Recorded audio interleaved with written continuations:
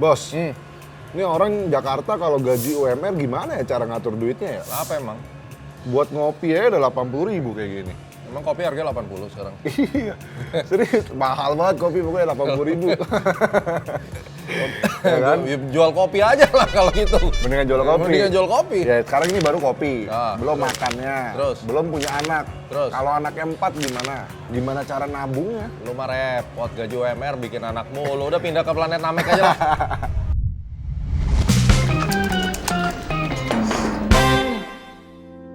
Sekarang gaji UMR berapa? 4,9 juta. 4,9. Gua tahun 2009 gua digaji 5 juta waktu itu jadi analis. 2009. Tapi kan beda uangnya. Gua pindah Jakarta habis itu. Oke, ya. Ya awal mula jadi seorang trader ya. Terus jadi analis karena nggak jago-jago amat trading ya. Akhirnya gue jual diri lah jadi analis kan. Ya itu digaji 5 juta, gue di apartemen. Jadi analis jual diri nih? Jual diri lah. Jadi saya jual diri ya? Iya. Kita kan pada dasarnya hidup jual diri kan. Makanya lu ada resume, CV kan lu jual diri lu. Ada fotonya juga. LinkedIn kan jual diri kan. Bukan konotasi ya, tapi ya memang yang namanya kita kerja kan kita menjual skill kita gitu. Nah, sebenarnya kalimatnya adalah bisa nggak lu jual diri lu lebih mahal? Bisa nggak lu jual diri lu lebih mahal? Maksudnya apa? Sekarang kenapa lu harus dibayar UMR? Ya karena mungkin rata-rata segitu. Ya bisa nggak lu dapat 2 kali, 3 kali UMR? Berarti lu mesti jual diri lu lebih mahal. Ngapain lu mau dijual di harga 4,9? Caranya? Nah, caranya ya otomatis sekarang lu harus punya skill lah. Punya knowledge, punya skill yang membuat lu worth it dibayar lebih dong. Ya kan? Itu yang pertama. Jadi kalau lu memang sementara masih di harga 5 kayak gua waktu itu di harga 5 juta. Mau nggak mau ya hidup gua mesti berhemat. Ya. Bila perlu makan cuma 2 kali sehari, mau nggak mau kan? Tapi sakit nanti. Ya nggak juga lah. Ya lu mesti mikirin sementara lu berhemat dong. Survive lah ya. Survive. Kalau memang ingat nggak dulu ada kata-kata besar pasak daripada tiang. Ya jangan sampai kayak gitu dong. Ya kan kebesaran pengeluarannya daripada income-nya. Terus kemudian kedua, nah sekarang lu mesti mikir bisa nggak lu naikin income lu dari yang awalnya UMR terus bisa lebih supaya bisa beli kopi 80.000 kan gitu. Ya, supaya bisa beli kopi Nah, 80.000. kalau kopi 80.000 ya jangan dibeli lah, beli yang harga 8.000 kan gitu. Iya, beliin 3.000 banyak. Ya karena terbukti orang juga bisa punya keluarga dengan menghidupi keluarga dengan. Tapi katanya kalau kopi 80.000 kita bisa dapat kenalan sukses. Ya bisa emang bisa ya lu cari kenalan di mana lah ya kan. Ya nongkrong kan gitu. Tapi ya bukan berarti lu di warung juga nggak bisa dapat kenalan. Dengan kopi harga 8.000 lu juga bisa nongkrong. Pada dasarnya kan perbanyak network. Tapi gunanya perbanyak network supaya mendapat opportunity yang lebih gede. Tapi kesimpulannya adalah opportunity ada, cuma kalau skill lu juga nggak ada keinginan untuk maju, terus kerjaan lu adalah demo, ribut aja kerjaannya ya mau gimana? Apalagi kan kuota internet sekarang murah, YouTube juga bisa lu pelajarin banyak hal ya. Ya lu mesti improve diri lu supaya lu bisa dijual lebih daripada 4,9 juta Tapi lah. masalahnya, kejadiannya itu sekarang yang aku survei di beberapa orang, itu mereka gajinya UMR, mereka itu kerja udah lembur-lemburan juga, tapi tetap UMR. Mungkin ada yang uang lembur yang nggak dibayar, gimana mereka bisa punya Sekarang waktu gini buat loh, belajar? nomor 2 nih, kerja keras tuh nggak akan bikin lu kaya. Untuk bisa kaya, lu perlu batu lompatan. Ingat kata kuncinya. Batu lompatan. Batu lompatan. Setiap 10 tahun itu ada gejolak ekonomi. Entah, lu lihat tahun 1988 itu ada gebrakan Sumarlin. Terus kemudian tahun 1998 krisis politik Pak Soeharto lengser. Krisis ekonomi setelah itu kan marketnya gila tuh. 2008 subprime mortgage. Masuk 2019 Covid kan. Itu kan kurang lebih sekitar 10 tahun. Nah kalau lu lihat dari siklus itu, banyak orang yang nggak punya apa-apa jadi kaya raya. Iya, kalau mereka punya skill. Punya skill, makanya kan gue ngomong, lu kalau misalnya berharap kepada sebuah keberuntungan tuh luck ya. Luck tuh ada rumusnya, luck adalah opportunity plus preparation. Opportunity plus vibration. Preparation. Oh, preparation. Preparation, persiapan. Oke. Jadi kalau misalnya persiapan itu masuk skill dan seterusnya lu nggak siapin, walaupun ada opportunity lu juga nggak akan pernah tahu. Kaget malah Iya, jadinya. makanya kan gue bilang kerja keras tidak akan membuat lu jadi kaya. Yang bisa membuat lu jadi kaya adalah kerja smart. Melihat peluang, melipat gandakan. Ya tapi kan mindsetnya orang-orang selama ini lebih baik gue kerja. Itu salah. Gitu kan. Makanya itu salah kan? Tapi banyak orang di Indonesia yang begitu. Banyak banget. Lebih baik gue kerja, bodo amat mau belajar ntar dulu. Kerja dulu kerja aja yang dulu. penting. Udah tenang lu, nggak usah mikirin cuan sama gue. Tai. Itu start dari nggak ada apa-apa pada dasarnya. Ya betul. Ada orang bilang, ya gimana mau start dari nol gitu. Kalau orang tuanya udah kaya. Lu kan tahu, lu Itu tahu namanya cerita gua kan? privilege. Ya, tahu. Orang tua gua tuh bukan orang yang sangat miskin, tapi juga bukan orang kaya. Ya. Dimana pada saat gua umur 14 tahun gua udah harus ngajar piano, Ya. jadi guru les, jadi pemain sulap, Ya. jualan kue, jualan softtek MLM untuk menghidupi keseharian gua. Orang tua gua kasih gua biaya sekolah, tapi dia bilang lu jajan cari sendiri. Oke. Itu dari nol nggak menurut lu? Walaupun gua ada rumah. Iya, dari nol. Meskipun ada privilege-nya sedikit. Iya dong. Ya, tetap bagaimanapun lu harus ngebangun apa yang lu Harus bisa punya. survive. Dan itu yang terbentuk sampai sekarang. Lu di Astron Aci menurut lu gua tuh karakternya gimana? Keras atau soft Wah, atau gimana? ini kalau boleh jujur Pak, ini udah kayak orang gila. Telat dikit nih, marah gitu kan. Kerjaan harus beres, tapi ya itu yang membangun. Itu didikan orang tua gua. Jadi Ya. memang dari kecil gua dididik sangat-sangat super keras gitu kan. Ya. Ya itulah awal mula nol gua. Ya. Sampai gua harus bangun pagi jam 5 jualan kue. Mama gua bikin kue, gua harus bawa keliling kue. Ya. Tawarin om, tante beli kue dong. Nah sekarang kan Bapak kan finance nih, Ya. Bapak kan masternya di finance lah. Ya. Ini kan pasti kan orang-orang tuh bakal berpikir kalau 4,9 juta dengan pengeluarannya demikian, lebih baik gua nabung atau gua investasi. Nah, menurut gua Bentar, gini. bentar dulu. Hah. Kalau mau investasi, nggak punya tabungan, salah juga. Ya. Ah. Ya, lu mesti belajar manajemen keuangan. Sekarang dari 4,9 itu hidup sederhana lu bisa sisihin berapa itu dulu. Ya, Hitungan lu berapa kira-kira? kira-kira hidup sederhana 4,9 juta, sisa 1 juta, 1,5 juta. Sejuta ya? Iya, Ya sejuta deh kita ngomong. Nah, sekarang mau investasi apa? Kalau lu investasi di saham udah pasti nggak bakal kaya juga. Lu mau Malah gimana naiknya pakai duit sejuta? Iya sih. Nggak mungkin, kan? Beli BBRI cuma dapat 2 lot Ya nggak paling. bisa. Lu mau pakai teori fundamental apalah, all that bullshit, lu nggak akan bisa dari modal Tapi ini sejuta yang menarik. tiba-tiba jadi gede gitu. Ya, tapi ini yang menarik karena kalau kita belajar di luaran sana kan orang bilang udah cari yang safety aja di saham. Iya nggak bisa. Yang namanya income gede itu pasti ada resiko. High risk, high return itu pasti ada hukumnya. Ya. Nah cuma affordable nggak lu sama resikonya? Heeh. Iya kan? Nah contoh misalnya sekarang lu udah mau ngomong 1 juta. Ya. Menurut gua 1 juta cuma bisa ngasilin gimana caranya dari 1 juta bisa gede. Contoh, ini ada salah satu videonya Astron aja dari modal 500.000 jadi 16 juta. Oke. Nih kalian lihat, ini Pak Rian Sukatnak videonya. Strateginya itu seperti apa sampai bisa akhirnya menjadi $1.600 dan itu sabar banget loh selama 4 bulan. Pak Gemang kan pernah ngajarin ya konsep fishing, pemancing itu. Kita depositkan uang yang cut loss kita. Ya. Saya merasa $50 itu mungkin cut loss saya pada waktu itu. Saya depositkan nothing tulus, nggak Ya, keberapa betul. apa dan kemudian perlahan itu ya berkembang terus. Berarti ini dari 500.000 bisa berkembang jadi 16 juta dalam waktu 3 bulan dia. 16 juta. Oh. Dari 500.000. Platformnya apa? Gold. Ya, simple aja langsung gold market sama forex. Derivatif lah ya. Derivatif, itu satu. Kedua, kalau lu punya 1 juta dan lu nggak suka gold, lu bisa ke kripto. Caranya gimana? Nah, ini gua kasih tahu gambarannya. Kripto tuh banyak banget koin yang tipu-tipu. Gua nggak bilang semua koin, tapi kalau lu lihat banyak banget koin, orang bilang koin micin zaman dulu. Itu kayak dimainin aja sama developernya kan. Tapi kalau lu mau jujur, dari yang 0,00001, ada nggak koin yang tiba-tiba jadi $1? Ada. Ada. Dari 00 sekian jadi hampir mau 10.000 aja ada. Ada kan? Ya. Sekarang caranya begini. Kalau lu punya duit 1 juta, bulan ini lu 1 juta, lu siap untuk investasi. Lu siap hilang nih. Ya. 1 juta. Aduh Pak, modal gaji gua 4,9, gua saving 1 juta hilang. Ya itu pengorbanan lu. Itu yang harus kita terima risk. Itu harus kita terima. Artinya apa? Sekarang dengan 1 juta, kalau gua dari modal 1 juta, gua akan cari 24 shitcoin. 24 Decentralized shitcoin, oke. coin. Yang bisa jadi dari 24 ini gue rugi gue hilang 24 juta dong. Ada satu yang kena. Satu kena jackpot, boom langsung. Wah anjing! Wah! Maxwin! Maxwin! Wah! Sekarang lu hitung 0,00001. Tiba-tiba harganya menjadi 0,1. Ya. Dari modal sejuta lu jadi berapa? Tapi itu bukan jadinya berharap. Nggak ada jalan lain. Nggak ada jalan lain. Mau malah. jalan apa? Kita yang realistis aja gitu loh. Iya sih.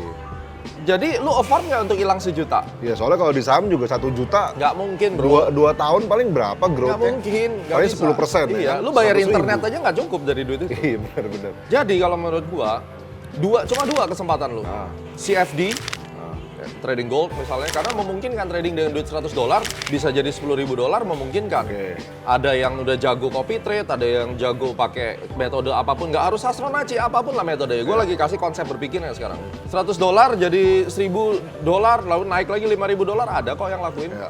Murid Astronaci ada kok yang lakuin. Lihat Astronaci Warrior banyak gitu. Nah, kalau lu nggak suka dan nggak percaya tentang gold, ya udah kripto kalau lu memang pemain kripto.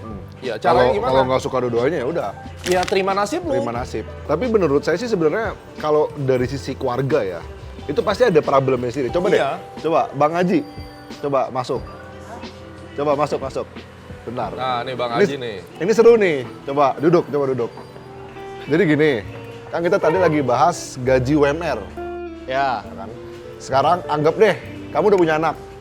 Bang udah punya. Berapa? 10 anaknya? Satu. Oh, satu. Oke. Istri punya dong? Punya. Anggap kamu gaji UMR. 2 atau 1 istrinya ini yang penting nih. Kalau istri Jangan di dua sini, minggu. jangan di sini. Untungnya gaji dia lebih lah. Untungnya Jangan lebih. Kalau main Astronaci lu. Trainer. Ya, misalkan UMR gitu kan. Problem apa sih yang kira-kira bakalan ada kalau kamu punya keluarga? Tips itu sih lebih bagaimana kita bisa menyisihkan dana untuk berinvestasi tanpa ada berat hati.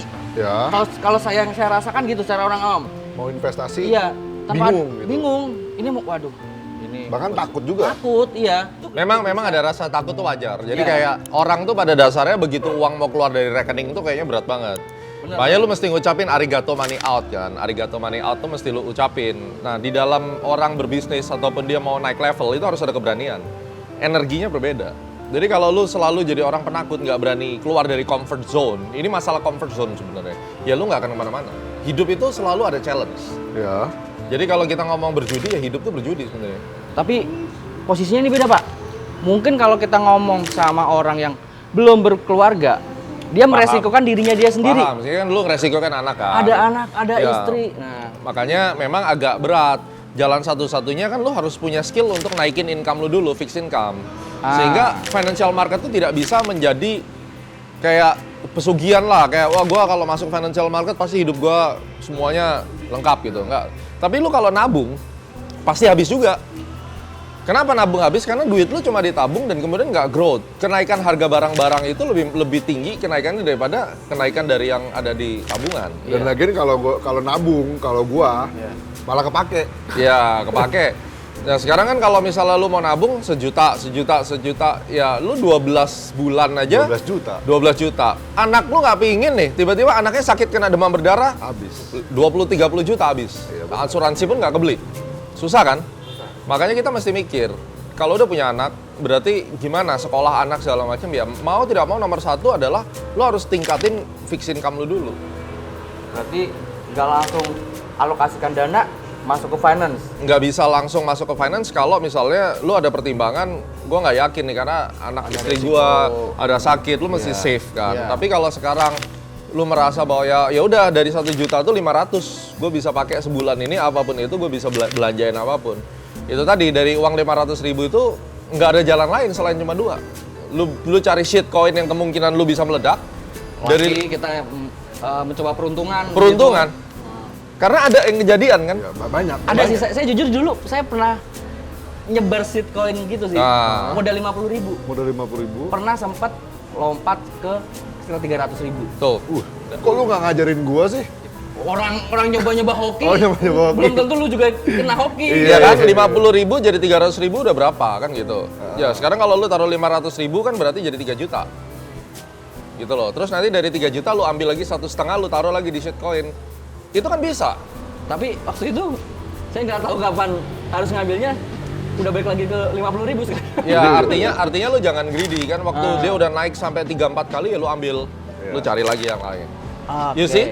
Artinya apa? Teori gua kan jalan. Iya, benar. Dari modal kecil lu langsung lipatnya gede. Ya, itu berarti Iya, lu iya. ambil Ambil. kali lipat kan? Iya, 6 kali Iya, lipat. lipat. Iya kan? Nah, atau lu ke CFD, ke gold dengan modal 500.000 lu belajar yang bener, lu trading pelan-pelan. Karena ada leverage-nya. Ada leverage, karena kuncinya di leverage. Cuma 2 cara itu. Kalau misalnya lu sekarang 500.000 lu sisihin buat nabung saham tiap hari, kagak bakal dapat mau taruhan sama gue. Itu Ya, karena kan yang selama ini digembar-gemborkan, itu kalau punya gaji UMR Misalkan deh pakai rumus yang 50 30 20. 20% kita bisa buat nabung dan juga investasi. Sisanya misalkan 10% deh. 10%-nya kita ambil buat happy-happy. Ya, Nah, itu kan berarti 20%-nya buat nabung. ya, betul. Nah, itu berarti Ya lu sebenarnya hitung aja dong, sekarang 20% dari berapa angkanya? Langsung angkanya aja. 4,9 juta. Ya 20%-nya berapa? Sisa juta nih. Iya, juta ngomong. Ya lu gulung aja, pakai apa? The magic of compounding eight wonders itu. Ya lu compounding aja 1 juta, tabungin. Kalau growth, kalau enggak gimana? Iya, Kan kalau- harus melibatkan faktor X, human psychology-nya, Kalau greedy-nya, konsisten. konsistennya atau enggak kan repot. Ya juga sih. Gue orangnya realistis banget gitu, karena gue tahu ini angka bakal jadi atau enggak. Karena aku nggak cuma ngomong nih urusan trading, gue adalah entrepreneur, gue tahu, oh ini bisnis yang ngomong kosong, ini angka bisa jadi atau enggak kan kita udah tahu. Gitu. Karena at the end manusia juga ada emosinya. Iya, makanya gue bilang pilihannya kalau sekarang lu UMR, satu, tingkatin skill lu supaya lu bisa naik. Skill dulu itu nomor Skill, satu ya. supaya lu bisa menjual diri lu lebih mahal. Dan company akan happy kok kasih lu salary lebih, bonus lebih, kalau lu memang bisa diandelin. Saya yakin semua business owner, kalau dia dapat satu SDM yang bagus, yang reliable, lu nggak akan lama jadi manajer. Jadi manajer udah pasti 10 juta gajinya. Iya. Itu udah nomor satu. Jadi nomor satu tuh bukan mencari saham bagus, mencari forex yang bagus, guru yang bagus, enggak. Perbaiki skill lu cari titik aman dulu, bekerja, dapat gaji yang fix, hidup lu tenang, mental lu akan tenang, keluarga lu juga happy. Yang kedua, lu sisihin, jangan nabung. Nabung pasti tetap ada, karena nabung bagaimanapun tidak ada resiko. Maksud gua jangan nabung tuh, jangan semuanya ditabung. Harus ada yang lu sisihin. Ada porsinya sendiri. Ada porsinya. Misalnya duit yang lu bisa nabung 1 juta, ya lu taruh 300.000 buat dagang trading lah misalnya. Kalau lu suka trading. Nggak maksa, kalau lu ternyata nggak suka trading, bisa trading jadi dropshipper, jadi reseller juga bisa. Kalau nggak dagang cilok. Nah, Dagang cilok. dagang makanan, ya kan? Atau misalnya join sama Astronaci jadi resellernya Astronaci Ya, bisa. Jadi bisnis partner lah Bisnis ya. partner, ya kan? Jualan orbi berjangka misalnya, bisa dapat komisi. Itu kan pilihannya. Ya, atau ya lu tradingin tadi kan, yang lu ngomong tadi nebar shitcoin aja dapat. Iya. Tiba-tiba lipet nih, jebret. Punya duit langsung 100 juta, lu bingung lagi sekarang mau ngapain 100 juta Iya, kan yang gitu. mentalnya mungkin belum nyampe juga. Belum nyampe. Jadi itu harus disiapkan, udah cukup jelas nih ya, nabung. Terus yang keempat, harus mau rendah hati, hidup sederhana. Jangan glamor. Ya. Sesuai kapasitas aja, nggak perlu beli kopi 80.000. Cari kopi yang 8.000. Jadi kopi 8.000. Berhentilah ngerokok. Iya. Ngerokok udah berapa lu Iya, sebulan? ngerokok aja udah parah banget. Lu berapa ngerokok sebulan? Wah, nggak pernah ngitung sih. Kayak- Cuma ya Ya, sejuta ada kayaknya sih. Nah, nanti kalau udah kaya lu ngerokok lagi nggak apa-apa kan gitu. Iya, benar. Sementara ya ikat. Memang yang paling susah adalah pada saat kita harus sadar diri, menerima kenyataan, hidup gua memang belum bisa spending banyak, ya lu ikat pinggang dong. Anak nggak harus sekolahin yang sampai wow gitu ya. Yang penting sekolah. Asuransi? Ya asuransi itu sisihin lah buat asuransi. Kan Apa? kerja di kantor kan pasti dapat asuransi. Iya. juga. dapat. Udah, itu aja formulanya buat yang UMR. Jadi, sorry to say, suka nggak suka, ini paradigma gue ya. Persepsi gue, bisa aja yang lain punya paradigma sendiri. Silakan komen di bawah guys. Karena ini perdebatan yang tidak ada ujungnya memang. Indonesia merupakan negara yang menurut saya pajaknya lumayan tinggi, tetapi giving back kepada masyarakatnya masih kurang. Contoh, ya sekarang ada BPJS masih lumayan. Ya. Tapi kalau kita compare dengan Eropa, dengan pajak mereka yang juga tinggi, ngelahirin pun gratis gitu. Jadi banyak fasilitas sekolah juga ditanggung. Ya, ini juga menjadi PR menurut saya buat pemerintah. Tapi juga PR buat masyarakat, karena terlalu banyak juga masyarakat yang tidak siap bekerja, tidak siap pakai. Sehingga dengan UMR 4,9, yang ngegaji merasa kemahalan, yang digaji merasa terlalu dikit. Setuju nggak? Setuju. Iya. Kenapa gue bisa ngerasa kemahalan? Karena ini orang nggak bisa apa-apa, gue gaji 5 juta. Kerja bentar sakit, kerja bentar komplain, ngerokok segala macam, main. Ya disuruh kerja berapa jam, nongkrong mana-mana. Nah, lu sendiri terima duit segitu nggak bisa hidup. Nah, ini terjadi gap sosial yang sangat Iya. besar. Dan ini problem. Problem. Nggak Jadi- introspeksi ke dirinya dulu. Iya, makanya kita mesti introspeksi diri sendiri bagaimana kita improve. Karena at the end of the day, lu yang bertanggung jawab sama hidup lu. Lu nggak bisa komplain pemerintah harus begini dan begitu, nggak mungkin. Lu yang harus berubah. Lu nggak bisa ngerubah ombak laut. Lu bisa menyesuaikan Iya, benar-benar. diri lu sendiri untuk menghadapi ombak yang besar. Jadi perselancarnya lah ya. That's it. Semoga berguna ya. Mantap. Jadi gimana? Terjawab semua?